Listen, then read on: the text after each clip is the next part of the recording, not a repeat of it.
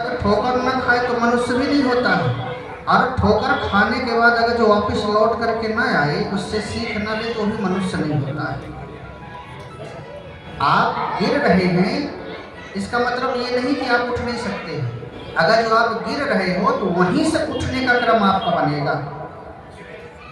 जब आप गिर रहे हैं तो अपने आप को उस समय कभी कमजोर मत समझना।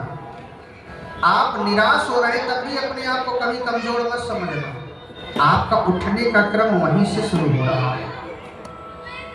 याद रखना, कभी भी अपने आप को हारने मत देना। आप जब दुनिया से हारते हो ना, तब नहीं हारते। एक लाइन मेरी याद करके रख लेना, आप जब दुनिया से हारते हो तो उसको हारना नहीं कहते हैं। आप जब लोगों से हारते हो उसको हारना नहीं कहते हैं। जब आप स्वयं से हार जाते हैं जिस दिन ना, उस दिन हारना हो जाता है। और इसलिए कभी अपने आप से मत हारना।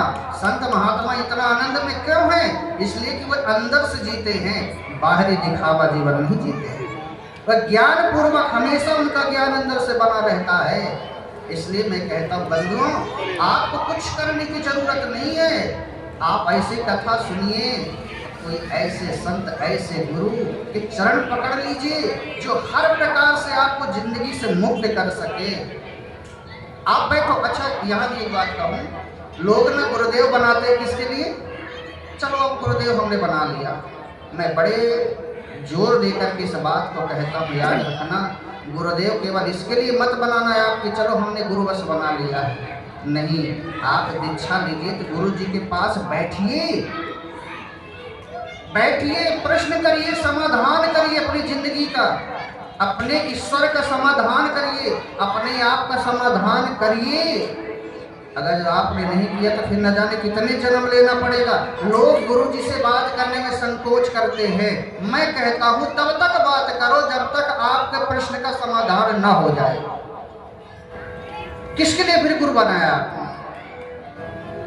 बताओ ना। केवल गुरुदेव इसके लिए हैं कि हम मोटी मोटी आपसे दक्षिणा लेते रहे, बढ़िया हमको वस्त्र आप देते रहो, हमारे पैर दबाते रहो? हम इसके लिए गुरुदेव नहीं बने हैं। हम इसके लिए बने हैं, सारे संत जगत में जो ज्ञानी हैं इसके लिए बने हैं। हमारा धर्म है कि जो शास्त्रों से हमने सीखा है, बड़े बड़े संतों से हमने जो सीखा है, उस ज्ञान को आपको अपने शिष्यों को दे सके, भक्तों को दे सके, इसलिए गुरु बनाया जाता है। नेम के लिए नहीं, केवल ये बना लिए गुरु हमने, इसके लिए गुरु नहीं। जब तक आपकी जिंदगी के सारे प्रश्नों का समाधान ना हो जाए, पूछो, डांटे तब भी पूछो, भगा दे तब भी पूछो, क्योंकि मैं जानता हूँ इस जिंदगी का महत्व। बंधुओं याद रखना, जब तक इस जिंदगी को पूरे अच्छी तरीके से न जी लेना, तब तक शांत मत बैठना। अपनी जिंदगी को आनंद पूर्वक जी लेना, तब इस शरीर को उठने देना, इस संसार से अच्छी तरह से अपनी जिंदगी को जी लेना, फिर इस तरह से जीना कि फिर दोबारा जन्म भी ना लेना पड़े। ये जिंदगी ऐसी नहीं है बंधुओं, हमने देखा है जिंदगी क्या है। केवल उठ गए सवेरे, स्नान कर लिए, टिफिन में रोटी बांध लिए, ऑफिस चले गए, फिर वहाँ से दौड़े दौड़े आए, भागे भागे, फिर वही घर में खाए पिए, फिर सो गए। बंधु याद रखना, हम जी नहीं रहे हैं, हम मर ही रहे हैं। हम जी नहीं रहे हैं। फिर आज बहुत कुछ मुझे राजा जनक जी के प्रसंग में कहना था। आज थोड़ा माइक ठीक ना हो पाया, लेकिन कोई बात नहीं, इसमें भी निराशा नहीं रहना। कल बहुत अच्छा हो जाएगा सब। और हम जो कहने वाले हैं बंधु याद रखना, कल से हमें पूरे लोग 2:30 बजे यहाँ आ जाना है। कितने बजे? 2:30 बजे। अच्छा, आपके छुट्टी कब होती है? आप लोग कब घर आ जाते हैं? माताएं कहती हम तो महाराज जी बस सुनने के लिए तैयार होते कि ये चौंगा कब बज रहा है, हम लोग तो चले जाएंगे। लेकिन भाई लोग थोड़ा सा विलम्ब से आ पाते हैं। क्यों? कोई बात नहीं, कथा तो हम अपने समय से शुरू करेंगे, लेकिन जब आप ड्यूटी से आ जाओ ना तो हाथ मुंह धो करके चाय वगैरह पीने में जितना समय जाए 5-10 मिनट, इसके बाद तुरंत यहीं आना है। कहाँ आना है? पंडाल में भी आना है। याद रखना। इसलिए कह रहा हूँ कि मैंने देवी भागवत को जिया है बंधु। इसलिए कह रहा हूँ कि आपके इतने सारे प्रश्न जो जिंदगी से उलझन भरे प्रश्न है ना, आप हंसोगे, आप इतना खुल करके जीने लगोगे अपनी निजी जिंदगी को, आपका परिवार धन हो जाएगा। बस देवी भागवत आप सुनते रहो बंधु, हैं?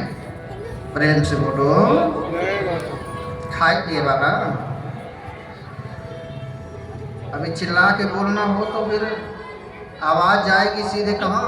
भोपाल में, हैं? नहीं जाएगी। प्रेम से बोलो। बस ऐसी इतनी आवाज, बस यही लाभ कर लेना, इतनी आवाज चाहिए, ना ज्यादा ना कम। आहा बंधुओं, मधुकैटभ का जन्म कैसे हुआ? भगवान नारायण के मैल से। ब्रह्मा जी ने कहा प्रभु अब जाग जाइए, ये दुष्ट हमको मार देंगे। भगवान निद्रा देवी के कारण उठ नहीं रहे थे बंधु। किसके कारण? निद्रा देवी के कारण।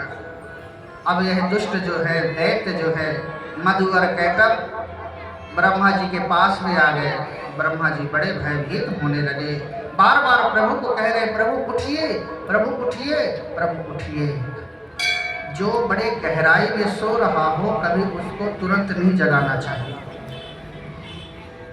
बड़े गहराई में जो सो रहा हो तो उसको तुरंत जगाना नहीं चाहिए। हल्का आवाज ऐसे दे दो, इशारा कर दो, मतलब जाग जाता तो ठीक है, नहीं थोड़ा देर सोने दो फिर उठाओ किसी तरह से। तुरंत नहीं जगाना चाहिए क्योंकि निद्रा के समय में वो कहीं और रहता है। वह माँ का प्रभाव होता है।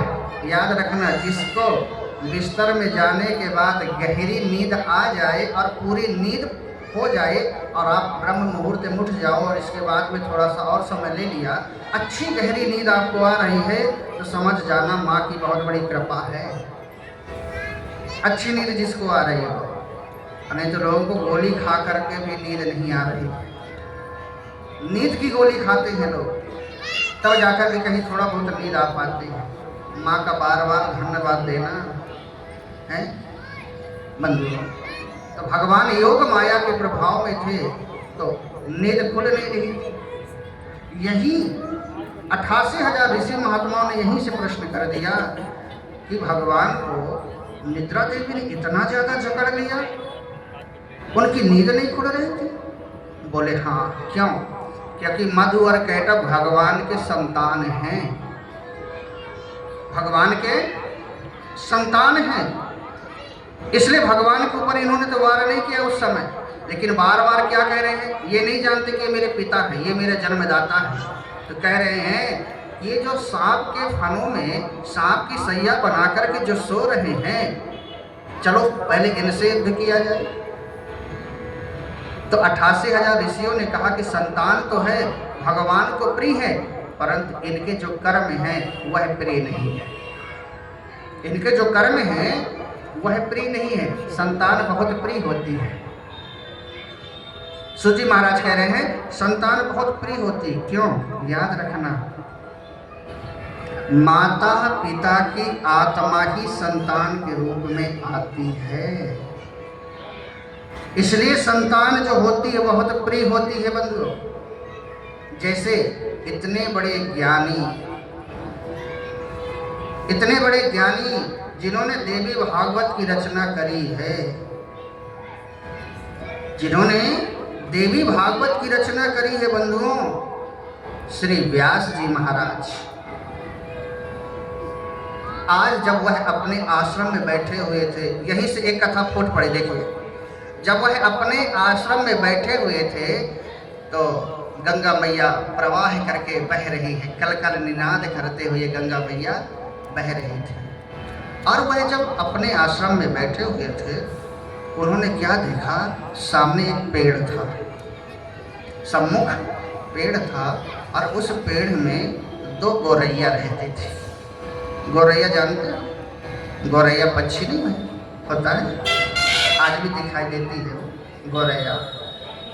जिसके घर में गौरैया पक्षी आ रही हो तो समझ जाना कि भगवान की बहुत बड़ी कृपा है। गौरैया पक्षी आती है, कई बार यही भी आश्रम में भी यहाँ मैंने देखा है। जिस दिन मैं आया हूँ तो मैं यहाँ आश्रम में भी देखा हूँ, वो आती है। जिनके घर में गौरैया पक्षी आए तो उसे चावल खिलाओ, रोटी के टुकड़ा कुछ खिलाओ, ऐसा व्यवहार उससे बनाओ कि वह आपके घर में आए, आपके घर में आए। तो गौरैया पक्षी थे 2।